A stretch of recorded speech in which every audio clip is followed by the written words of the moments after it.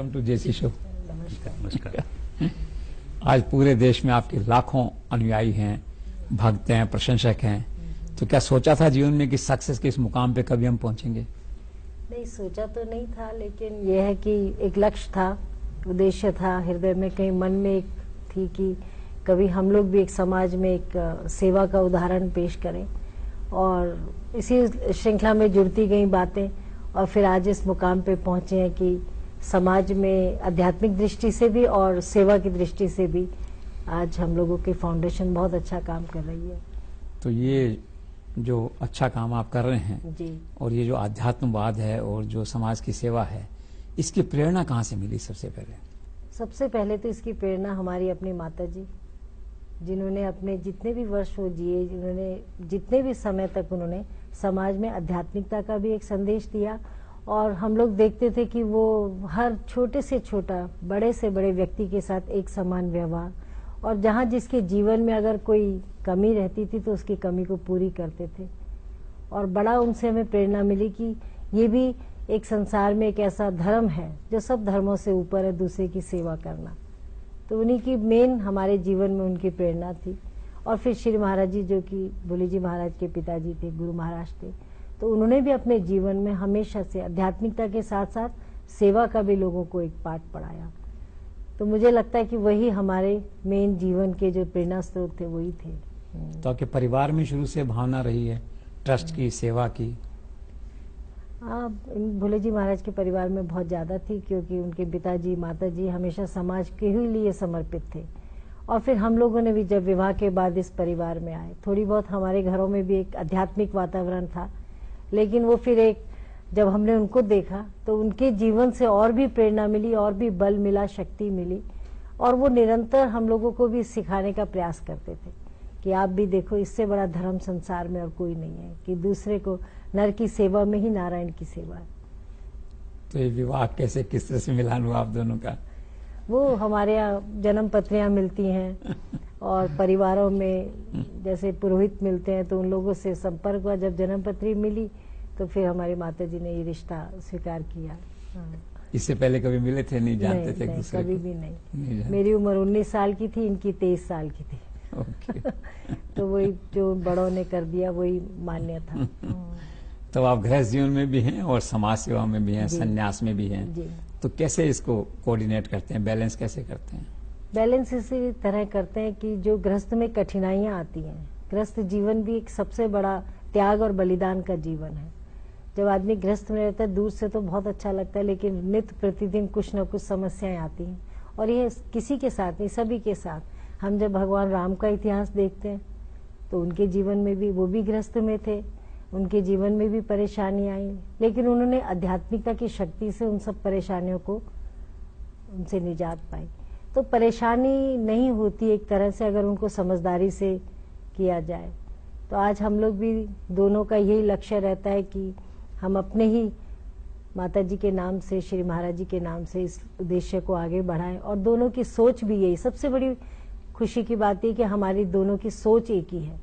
आप लोगों को उत्तराखंड का सामाजिक क्षेत्र का गौरव कहा जाता है। अभी उत्तराखंड सरकार ने आपको उत्तराखंड रत्न के पुरस्कार से सम्मानित किया, तो कैसा लगा? बहुत खुशी भी हुई। उन्होंने कई बार प्रयास भी किया। और उत्तराखंड एक ऐसा राज्य है कि जहां आप हर समय, हर क्षेत्र में जाके देखते हैं कि वहां जरूरत है। ऐसा नहीं है कि और राज्यों में शायद कम जरूरत होगी, लेकिन उत्तराखंड एक ऐसी स्टेट है कि हर एक क्षेत्र में। तो जब हमने वहाँ शिक्षा का बीड़ा उठाया, स्वास्थ्य के क्षेत्र में बहुत काम किए।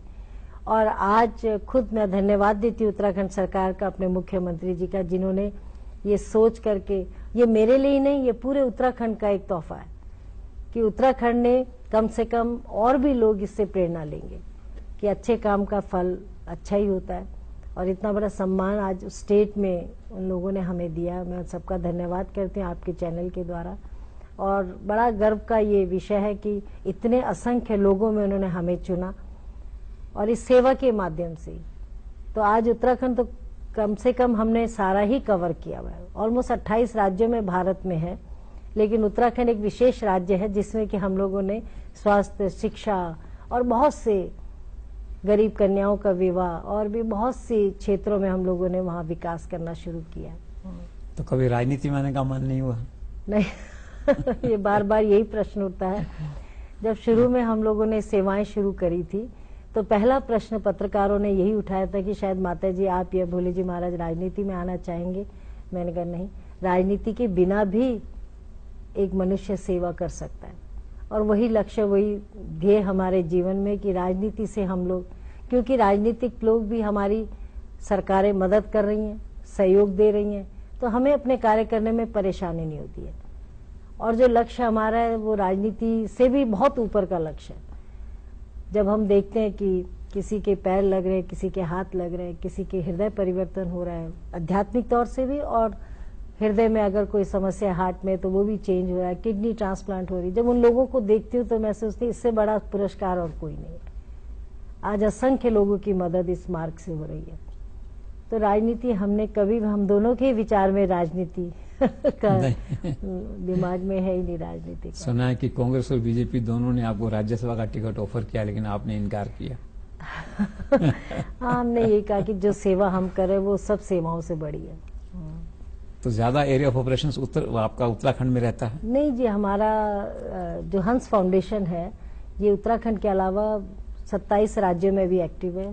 जैसे तेलंगाना में भी है, साउथ के कई हिस्सों में है, गुजरात में है। गुजरात में हम लोगों ने अक्षय पात्र के साथ बहुत बड़ा एक मिड डे मील का प्लान अहमदाबाद से थोड़ी दूर पे है, अहमदाबाद से भादरजी गांव है वहाँ पे किया था।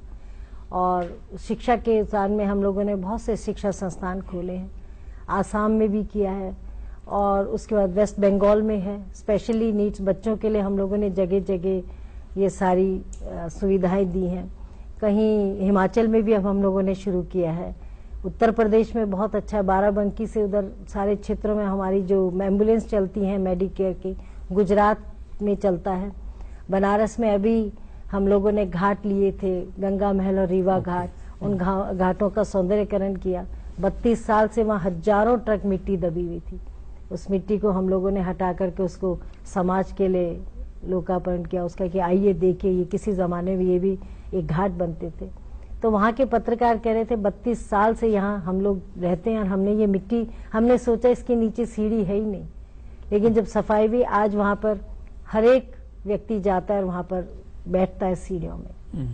उसके साथ फिर हमने एम्बुलेंस शुरू की, क्योंकि जब 80 के घाट में हम लोग गए तो वहाँ कोई साधन नहीं था कि जिससे कोई बचा सके, कोई डूबते वो को सहारा दे सके। तो वहाँ बहुत बड़े सुंदर एक मोबाइल गंगा मित्र नाम से हम लोगों ने बोट दिया उनको। तो मुझे उसी में हम लोगों को वही खुशी लगती है कि चाहे हम दिल्ली में भी बैठे पर बहुत से क्षेत्रों में, और बढ़ता ही जा रहा है निरंतर, हर प्रतिदिन हमें कोई ना कोई ऐसे प्रोजेक्ट्स आते हैं। हॉस्पिटल्स की, जहाँ हंस हॉस्पिटल्स हम लोगों ने किए, आपने अभी आपको मौका मिलेगा सतपुली में जाने का, जो उत्तराखंड का एक सेंटर है उत्तराखंड का, तो वहाँ पे 150 बेड का हॉस्पिटल बनाया, अभी वो 2 महीने में उसका उद्घाटन हो जाएगा। उसके बाद आंखों की समस्या थी उत्तराखंड में, तो आई केयर हॉस्पिटल हंस आई केयर हरिद्वार में खोला, बहादुराबाद में। फिर अभी 2 हफ्ते पहले ही अपने सरकार ने, मुख्यमंत्री जी ने रिक्वेस्ट की थी कि कैंसर इंस्टीट्यूट हमारे उत्तराखंड में नहीं है, तो फिर हम लोगों ने हल्द्वानी का एक बहुत बंद पड़ा हुआ था हॉस्पिटल, उसको लिया, अब वो तैयार है। उत्तराखंड में आपने 500 करोड़ रुपए का सुना इन्वेस्टमेंट किया है जी। सरकार के साथ आप पार्टनर की भूमिका में रहते हैं, मुख्यमंत्री से बार बार मिलना होता है जी। तो how you rate Harish Rawat as a chief minister of Uttarakhand, कैसा लगता है आपको? ऐसा है कि हरीश रावत जी एक बिल्कुल ग्राउंड से जुड़े व्यक्ति हैं और उन्होंने हमारे हर कार्य में सहयोग दिया। सबसे बड़ी, हम लोगों को अपने कार्य देखने थे। जब हम कोई हम समाज में कोई चीज लेके जाते हैं, कोई हम समाज में प्रोजेक्ट लेके जाते हैं, तो वहाँ के जो भी सूबे के मुखिया होते हैं उनसे हमें संपर्क करना ही होता है। लेकिन रावत जी एक ऐसे चीफ मिनिस्टर थे जिन्होंने समय समय पर हमें सहायता करी, और ये नहीं कि 500 करोड़ हमने एक वक्त में दे दिया, अभी भी उसके अंडर 500 करोड़ के अंडर हमारे बहुत प्रोजेक्ट चले, जैसे केदारनाथ में, और हम लोगों ने कई गांव अडॉप्ट किए हैं जहाँ की बिजली पानी की व्यवस्था, और अभी अभी 22 मोबाइल वैन्स ऐसी हमने डोनेट की हैं उनको, जिसमें से कि 7 हम दे चुके हैं जो स्पेशली वुमेन्स के वेलफेयर के लिए होंगी। तो ये सब प्रोजेक्ट अंडर शिक्षा का आता है। स्कूल्स, 14 स्कूल्स हम लोगों ने अडॉप्ट कर लिए, जिसमें कि हमने दिल्ली लेवल के, वहाँ सैलरी ठीक नहीं थी और बच्चे परेशान होते थे, उन सबको हम लोग सुविधा दे रहे हैं। उसमें अभी मिड डे मील वालों को 5,500 गैस कनेक्शन दिए कि जिससे वो खाना बना सके अपने उसमें। तो छोटी बड़ी बहुत सी योजनाएं हैं जो उस अंडर 500 के चल रही है। वुमेन एम्पावरमेंट के लिए क्या कर रहे हैं सारे इलाकों में? वो हम महिला लोग सशक्तिकरण जी ऐसी सुविधाएं दे रहे हैं, जैसे कि हम लोगों ने कच्छ भुज में करी थी, राजस्थान में की थी। राजस्थान में अलवर के पास कुछ गांव हैं जो अडॉप्ट किए थे, जिसमें चिलिंग प्लांट खोल दिए थे क्योंकि वहाँ दूध अच्छा होता है। तो उनको हमने हर घर में 2-2 भैंस दे दी थी हंस फाउंडेशन ने। तो उसके दूध से उनको हंस चिलिंग प्लांट खोल दिया था, जिससे वो दूध जमा करेंगे और उससे उनको पैसे मिलेंगे। तो वो अपना रोजगार, मसाले पीसने का, जो भी जहाँ की रोजगारों की वहाँ पर प्रक्रिया है, उसी हिसाब से ऐसे उत्तराखंड में भी कर रहे हैं कि जिससे नारी शक्ति जो है अपने घर गृहस्थी को चला सके और बच्चों के जीवन यापन में उनकी मदद मिले। उत्तराखंड में चुनाव होने जा रहे हैं, हजारों लोग आपसे मिलते हैं, आपसे संपर्क होता है, क्या लगता है मौजूदा सरकार फिर से सरकार बनाएगी? अब ऐसा है कि सरकारों की राजनीति से तो हम लोग इतने इस फील्ड में हम परिपक्व भी नहीं है। हम लोगों को तो सबसे यही एक आशा है कि सब अच्छा काम करेंगे और जो जिस क्षेत्र में काम करता है वहाँ की जनता हमेशा उनसे प्रेरित रहती है, उनके सेवाओं से वो रहती है। तो ये तो सबका ही अपना अपना इस समय इतनी वो हो रही है कि राजनीति एक बड़ा मुश्किल वो है, मुद्दा बना हुआ है। उत्तराखंड से बाबा रामदेव भी आते हैं। हाँ जी। आजकल वो व्यापार उद्योग में लगे हैं। क्या आपको लगता है धर्म गुरुओं को, योगा वालों को बिजनेस में आना चाहिए, करना चाहिए? अब ये सबका निजी कार्य है, ये सबका इतना निजी है कि अब हम ये नहीं कह सकते अगर हम नहीं है तो कोई और भी ना हो। तो ये है कि ये उनका निजी चॉइस है, निजी अपनी इच्छा है, कोई कैसे करता है, कोई कैसे करता है। अब हम लोगों का थोड़ा अलग तरीके का है कि हम लोग सेवा और सत्संग को साथ लेके चलते हैं। तो योग के क्षेत्र में उन्होंने इतना काम किया है उत्तराखंड में, देश में, विदेश में, क्या लगता है आपको इसकी तारीफ है? हाँ, नहीं, बहुत अच्छा किया। योग की पहचान उन्होंने बहुत वर्षों से, हमारे भारत के इतिहास में योग एक बहुत प्राथमिकता रखता है हमारे जीवन में, लेकिन उन्होंने एक उसको नई पहचान दी और जगह जगह जाके देश विदेशों में जाकर उनको योग से द्वारा उन्होंने अपनी एक पहचान बहुत अच्छी बनाई। वो एक बड़ा सर्वोत्तम कार्य था कि योगिक क्रियाओं को सिखाने का। तो ये इसमें खुशी हुई कि कम से कम देश विदेशों में आज योग के लिए सभी उनको पहचानते हैं। आज सारे देश में प्रधानमंत्री की चर्चा है, विदेशों में जाते हैं तो लाखों लोग इकट्ठे होते हैं, मोदी मोदी के नारे लगाते हैं। एक नागरिक के नाते how you rate him as the prime minister of this country? 2-2.5 साल से आप देख रहे हैं। नई नई चीज बहुत ट्राई कर रहे हैं, hopefully everything will work out in a good way. लेकिन ये कि रोजमर्रा की जिंदगी में जो कठिनाई है, पर आशा करते हैं कि कल भविष्य में जो उनकी सोच है कि आतंकवाद में कमी आ जाए, काले धन में कमी आ जाए, तो बहुत अच्छी सोच है। अगर ऐसे ही हो जाए तो हमारा भारत वापस एक स्वर्णिम भारत फिर से कहलाएगा। तो आप लोगों का पैसा कहाँ से आता है? जनता लाती है, देती है? नहीं, हम लोगों का जनता का नहीं आता। हमारे मेजर डोनर हैं जो अच्छा, हमारा यूएस से आता है और वो इसी उद्देश्य से आता है कि हम सेवा कर सके। तो हमारा जो मेजर जो है डोनर वो बाहर के ही हैं, तो वो भेजते हैं, तो उससे हम लोग अपने समाज में इस सेवा का कार्य को करते हैं। तो पूरे साल में कितना पैसा खर्च कर देते होंगे जनता की सेवा पे? अलग अलग करता है कि कहीं किसी स्टेट में 100 करोड़ है, किसी में 50 है, किसी में 400 है, किसी में 200 है, किसी में 100 है, जहाँ जहाँ होता है। अभी मेडिकल के क्षेत्र में बहुत पैसा जा रहा है क्योंकि मेडिकल समस्याएं बहुत है। अभी हम लोगों ने THF ने हमारे फ्लैगशिप प्रोग्राम्स बहुत हैं दिल्ली में कई फाउंडेशंस के साथ में, जैसे उत्तराखंड में टाटा के साथ में और भी संस्थाएं हैं। तो जब 2020 हमारा विजन प्रोग्राम हुआ था उत्तराखंड का, तो सारी संस्थाएं आई थी, तो उन्हीं के मुताबिक उनको कार्य सौंपा गया। ऐसे दिल्ली में हमारे फ्लैगशिप प्रोग्राम्स चल रहे हैं, जैसे लिटिल हार्ट प्रोग्राम है, छोटे बच्चों में जो हार्ट की समस्या हो जाती है, उसमें हम लोगों ने कोलंबिया, एशिया, अपोलो इन हॉस्पिटल से टाइप किया हुआ है। बहुत से बच्चों के हार्ट की प्रॉब्लम दूर होती है। कोक्लियर इम्प्लांट की प्रॉब्लम है, वो भी हम लोगों ने इन हॉस्पिटल से टाइप किया। अभी तक 400 बच्चे, जो कि एक डिवाइस होता है ब्रेन तक, जो बिल्कुल बच्चे सुन नहीं सकते, एक सामान्य जीवन नहीं जी सकते, और थोड़े से प्रयास करने से वो अपना सामान्य जीवन जी सकते हैं। तो उसमें अभी तक कुछ ही महीनों में 400 बच्चों को फायदा मिला। तो ऐसे बहुत से छोटे बड़े हमारी योजनाएं हैं। मुझे लगता है अभी तक 700-800 करोड़ तो इन योजनाओं में ऑल ओवर इंडिया लग चुका है और अभी और अभी प्रोसेस में है अभी तो है कि कहीं एक फ्लोर बना है, कहीं 100 बच्चे, कहीं स्कूल बने हैं। अभी कोयम्बटूर में एक अनाथालय में 1000 कमरे हम लोगों ने बनाए, जिसमें 600 कमरे हम लोग बच्चों के लिए बनाए, जिसमें कि वो बॉयज हॉस्टल और गर्ल्स हॉस्टल। तो मेरे पास तो अनलिमिटेड प्रोग्रामों की लिस्ट है। कुपोषण कहते हैं वो कुपोषण, हाँ, कुपोषण के लिए हम लोग मिड डे मील की वो करते हैं। जो अक्षय पात्र अहमदाबाद में है, उसमें हम लोगों का प्रोजेक्ट था 12 करोड़ का, वो उनको दिया।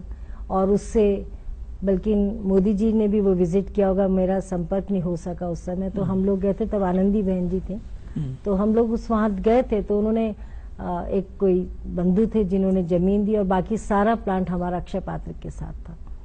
तो अब बहुत से बच्चों की 350 हम लोगों ने उनको मिड डे मील की वैन दी है, जिसमें उनके बच्चों की ट्रे आ जाए, विद इन 40 मिनट्स वो गांव में पहुंच जाता है भोजन, और बड़ा साफ, बहुत ही अच्छी तरह से वो लोग केयर करते हैं। तो ऐसे बहुत से भारत में आई है रिक्वेस्ट मिड डे मील की। हम लोग अब फ्यूचर में उत्तराखंड में भी सोच रहे हैं, हमारी मुख्यमंत्री जी से बात भी हुई थी कि जहां भी जमीन मिलेगी हम छोटे छोटे सेंटर्स के रूप में उसको देंगे। तो सबसे बड़ा कंट्रीब्यूशन क्या लगता है आपने क्या किया अभी तक इस सारे फील्ड में? सारे फील्ड में तो ये अनगिनत फील्ड है, इसमें कहीं आप गिनती नहीं कर सकते, कहीं आप ये नहीं कह सकते कि पूर्ण विराम हो गया। ये तो हम लोग रोज यही सोचते हैं कि आगे अब क्या आ रहा है, आगे हम इसको कैसे करेंगे। और मैंने आपको पहले बताया कि नित्य प्रतिदिन ये डबल होता जा रहा है। जो हम 10 करोड़ का जहां सोचते थे, आज वहां 50 की जरूरत है। जहां 50 सोचते थे, आज 200 की जरूरत है। कि बहुत से अरब लोगों को एक आशा बन गई है। आज उत्तराखंड में, हिमाचल में, आसपास के जो भी हैं, हरियाणा में हम लोग सोच रहे हैं, सभी क्षेत्रों में एक आशा बन गई कि अगर हमें कहीं से नहीं मिलेगा तो हम हंस फाउंडेशन के पास जाएंगे, तो हंस फाउंडेशन जरूर हमारी मदद करके, आप देख ले, कभी मौका लगेगा, एशियन हॉस्पिटल्स हैं, दिल्ली के बड़े बड़े हॉस्पिटल्स हैं, जहां हमारे उत्तराखंड से रोज 100-150 पेशेंट रोज आते हैं। तो अब ये जो 50 आते थे, अब 100 आ रहे हैं। तो ये आशा बन चुकी है कि आशा का है कि जिसका सुना होगा काम हो गया। अब एक और आशा बनती जा रही है कि हंस फाउंडेशन हमेशा भी हमारी मदद के लिए तैयार है। तो अगले 4-5 साल के लिए क्या प्लानिंग है, क्या रोड मैप है, क्या विजन है? विजन यही है कि हर स्टेट में कोई स्वास्थ्य से न पीड़ित हो, स्वास्थ्य सेवा से, ये सबसे बड़ा विजन है। कोई अशिक्षित न रहे। हमारी बच्चियां हैं, हमारे भारत में छोटी छोटी बच्चियां, उनको पूरी शिक्षा मिले स्कूलों में। मेजर हम लोगों के राज्य के, हम लोगों के देश की सबसे बड़ी समस्या है कि स्वास्थ्य, शिक्षा और पलायन। पलायन कोई भी स्टेट हो, हर बच्चे निकलते जा रहे हैं। फिर थोड़ा ड्रग्स से बच्चों को हम लोग शिक्षित कर रहे हैं, शराब से हम शिक्षित करें कि इनका सेवन न करें, अपने जीवन को, जो ये जीवन मिला है, इसको अच्छे काम में लगाएं। तो बहुत से प्रोजेक्ट्स हैं। हाँ, और हम लोगों ने ये भी अभी नया एक शुरू किया है कि हमारे उत्तराखंड में बच्चे बहुत होशियार भी हैं कई, पर उनके पास फाइनेंशियली वो लोग स्ट्रांग नहीं है। तो जैसे कोई मेडिकल में निकलता है, कोई उसमें निकलता है, तो हम लोग उनको डॉक्टर्स बनाते हैं, इंजीनियर बनाते हैं। तो अभी हम लोगों ने एक नया शुरू किया, 50-50 करके हर साल हम अपने स्टेट से 50 डॉक्टर, 50 इंजीनियर लाएंगे। आप तो देखिए आध्यात्मवाद से जुड़े हैं, दर्शन से जुड़े हैं, तो लाइफ को आप कैसे डिफाइन करती हैं? व्हाट इज लाइफ, क्या लगता है आपको? लाइफ, जीवन भी एक जीवन जो भगवान ने हमें दिया है, वो जीवन एक अच्छे कार्यों के लिए दिया है। और उन कार्यों में अगर हम लोग रहेंगे तो ये जीवन में, तो एक नॉर्मल इंसान को आप देखिए सुबह से शाम तक अपनी ही सोच करके एक जीवन खत्म हो जाता है। लेकिन हम जब आध्यात्मिक जीवन जीते हैं तो उसमें बहुत सी उम्मीदें होती हैं, बहुत सी कृपा के हम पात्र बन जाते हैं। और हम जब अच्छा कर्म करते हैं तो उससे हमें खुद ही अपने जीवन को सच में ही जीने की एक शक्ति मिल जाती है। तो वही हम लोग उसी रास्ते में चले। And what is death, how you define death? Death भी एक प्रक्रिया है, ऑल्सो जैसे कहते हैं जो सिस्टम सेट हुआ है, आए हैं तो जाएंगे, ऐसा तो नहीं है कि यहाँ रहना ही है। वो तो एक यात्रा है, उसमें सुख भी है, दुख भी है। ऐसे ही जीवन यात्रा, एक दिन आए हैं, एक दिन चले जाएंगे। लेकिन जो चला जाता है उसके पीछे उन्हीं को याद किया जाता है जो समाज के लिए कुछ अच्छा छोड़ के जाते हैं। कोई धर्म से, चाहे किसी भी सेवा से, अगर वो समाज में कुछ अच्छा काम करते हैं तो उन्हीं को याद भी किया जाता है। मोक्ष को कैसे देखती हैं आप? मोक्ष तो अपने जो हमें ये मानव तोला मिला है, इसमें हम अच्छे कर्म करेंगे तो मोक्ष की स्वतः ही प्राप्ति होगी। ये तो संतों ने भी कहा है कि मोक्ष तभी मिलेगा जब आप इस शरीर से अच्छे कर्म करेंगे। और जीवन में इसे कैसे देखते हैं? प्रेम को लव कहते हैं, जिसको प्रेम, इसको कैसे? प्रेम एक ऐसा सूत्र है जो बड़े से बड़ी कठिनाई को भी बहुत अच्छी तरह से, जिसके अंदर प्रेम होगा वो बड़ी से बड़ी समस्या को भी बड़े आसानी से वो हैंडल कर लेता है। तो प्रेम तो एक ऐसा सूत्र है जो जगत में जिसको सार का है। प्रेम के अलावा अगर हमने प्रभु से भी किया और प्रेम नहीं किया तो वो प्रभु की भक्ति भी हम नहीं कर सकते। तो प्रेम तो एक ऐसा सूत्र है जो हम सबको ही, उस प्रेम पे ही सब कुछ आधारित है।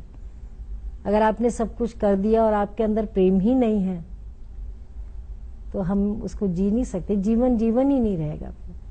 विवाह को कैसे देखते हैं? विवाह जिसे कहते हैं मैरिज इन इंस्टीट्यूशन, तो विवाह को कैसे देखते हैं? विवाह भी एक, जैसे आप एक बिजनेस करते हैं उसमें दो आपके पार्टनर्स अगर अच्छे चलते हैं वो बिजनेस सक्सेसफुल रहता है। विवाह एक ऐसी गाड़ी है कि उसमें पहिए में एक भी ढीला हो जाए तो वो गाड़ी चल नहीं सकती है। सबसे साधारण बात है जो हम रोजमर्रा की जिंदगी में देखते हैं। अगर दोनों ही पहिए बराबर चल रहे तो विवाह जैसा जीवन भी नहीं, जो एक दूसरे का आपको सहयोग मिलता है, हेल्प मिलती है और उससे आप बड़ी से बड़ी कठिनाइयों को दूर कर देते हैं। और अब एक आखिरी सवाल कि ईश्वर ने आपको सब कुछ दिया है, लोकप्रियता, अध्यात्मवाद, जनता की सेवा, अब क्या तमन्ना मन में बाकी है, क्या ख्वाहिश बाकी है, क्या करना चाहते हैं? तमन्ना तो ये कि अंतिम समय तक हम ऐसे ही सेवा कर सकें, जो भी हमें ये लक्ष्य मिला है। इससे बड़ी खुशी मैं आपको, ये नहीं कि मैं आपके सम्मुख बैठी हूँ इसलिए मैं कह रही हूँ, पर रोजमर्रा में भी जो लोग हमारे संपर्क में आते हैं हम उन्हें भी यही कहते हैं कि भाई ये अंतिम समय तक जितना भी भगवान ये कार्य करा सके और अंतिम समय तक हम अपने जीवन को अच्छे रूप में, अच्छे, ये जो चोला मिला इसको अच्छे कार्य में लगा सके, इससे बड़ा भगवान का कोई और गिफ्ट नहीं है। क्या बात, थैंक यू सो मच, बहुत अच्छा लगा आपने।